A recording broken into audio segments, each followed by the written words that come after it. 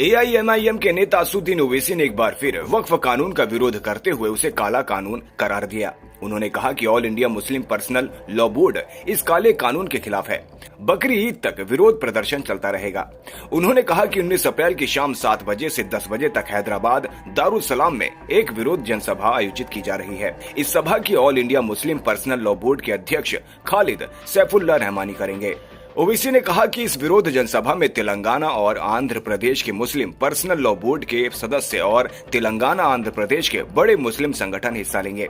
वे अपने भाषणों के माध्यम से जनता को बताएंगे ये वक्फ अधिनियम वक्फ के पक्ष में नहीं है।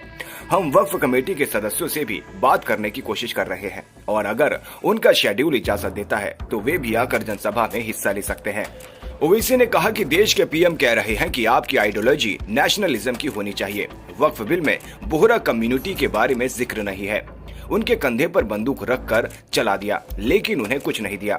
वहीं मुर्शिदाबाद की घटना पर उन्होंने कहा कि हिंसा की हम हमेशा से निंदा करते आए हैं।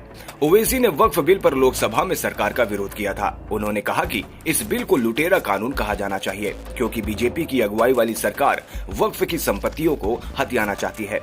ओवैसी ने वक्फ बिल के ड्राफ्ट की कॉपी लोकसभा में फाड़ दी थी। सदन में विधेयक पर चर्चा में भाग लेते हुए ओवैसी ने कहा कि ये भारत के ईमान पर हमला है और मुसलमानों को अपमानित करने के लिए लाया गया है।